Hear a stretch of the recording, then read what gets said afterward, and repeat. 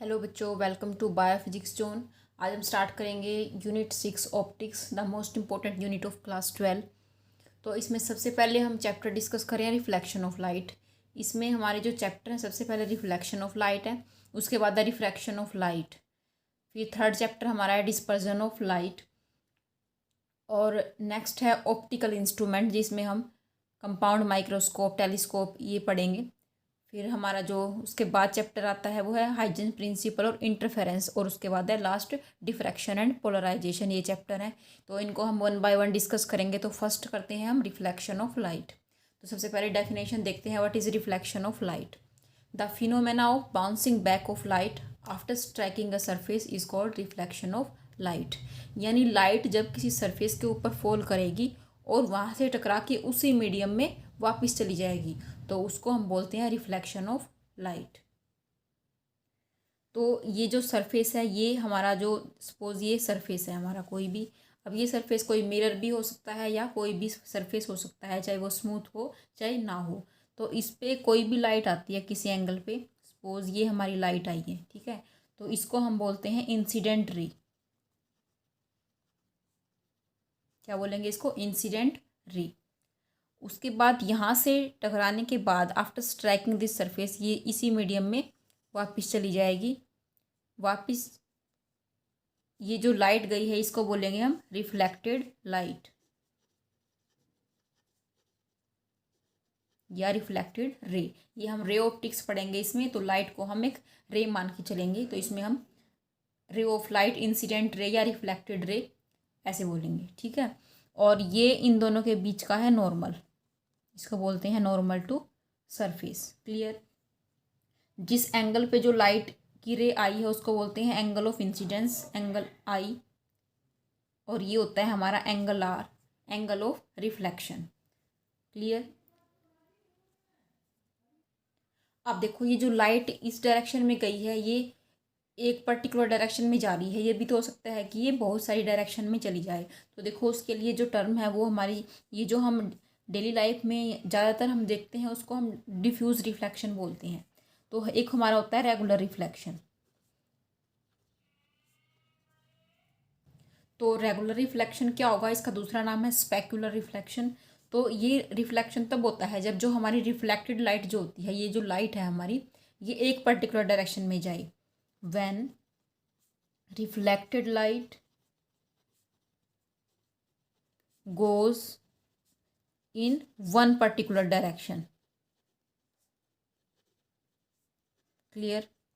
तो ये होता है रेगुलर रिफ्लेक्शन। ये कब होगा? जैसे हमारा मिरर है, हमारा पॉलिश्ड सरफेस जो होता है, जो मिरर है वो पॉलिश्ड है, स्मूथ सरफेस है, उसमें इरेगुलरिटीज़ कम होती हैं, तो उसमें जो है लाइट जो है सिर्फ एक पर्टिकुलर डायरेक्शन में ही जाएगी, एब्जॉर्प्शन कम से कम होगी उसके अंदर, ठीक है।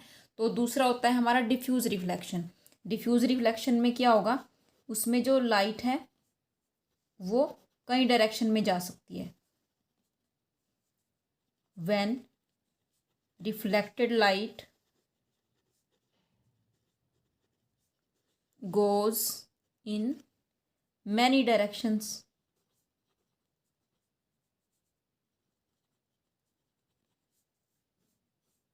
क्लियर है?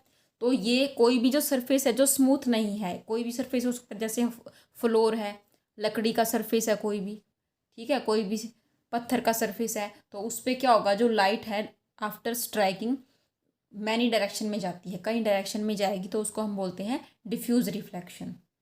तो जब रिफ्लेक्शन होगा उसमें जो वेवलेंथ है, फ्रीक्वेंसी है और वेलोसिटी है, वो लाइट की सेम रहती है। क्यों सेम रहेगी? क्योंकि जो लाइट है स्ट्राइक करने के बाद उसी मीडियम में वापस आई है, तो उसी मीडियम में तो उसकी वेवलेंथ, फ्रीक्वेंसी और वेलोसिटी में कोई चेंज नहीं आएगा। लेकिन जो इंटेंसिटी है ये चेंज हो सकती है। ये क्यों चेंज हो सकती है? क्योंकि जो लाइट आएगी ना, जो सरफेस है वो कुछ लाइट को अपने अंदर एब्जॉर्ब कर लेता है, तो इस वजह से जो इंटेंसिटी है उस लाइट की कम हो जाती है। ये आप करके भी देख सकते हो। जैसे हमारे पास कोई मिरर है और हमारे पास एक टॉर्च है, तो टॉर्च को जला के उसकी जो लाइट है जब हम मिरर पे मारेंगे तो क्या होगा? जो स्ट्राइक करने के बाद जो लाइट हमें दिखाई देगी उसकी इंटेंसिटी में और जो ओरिजिनल लाइट है उसकी इंटेंसिटी में थोड़ा सा हमें डिफरेंस नज़र आएगा, क्योंकि जो कुछ लाइट है वो मिरर ने एब्जॉर्ब कर ली है। उसके बाद क्लियर है ये चीज़। नेक्स्ट है laws of reflection.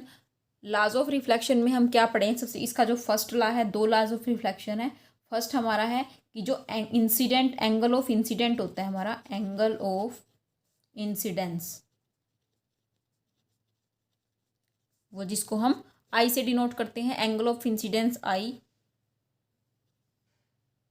And angle of reflection, angle of reflection are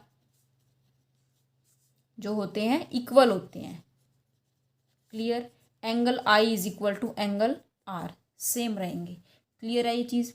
second law क्या कहता है? Incident ray, reflected ray and normal, जो नॉर्मल, ये तीनों क्या होंगे? सेम प्लेन में होते हैं, lie in same plane. Clear? Same plane में कैसे? जैसे सपोज ये हमारी इंसिडेंट रे है, तो ये हमारा क्या है? नॉर्मल है, सरफेस का नॉर्मल। और जो ये हमारा थर्ड है, ये हमारी रिफ्लेक्टेड रे है, तो ये जो है ये सेम प्लेन में लाई करेंगे। क्लियर है ये बात? तो इस टॉपिक को थोड़ा सा अच्छे से पढ़ लेना, ज़्यादा मुश्किल चीज़ नहीं है। ओके।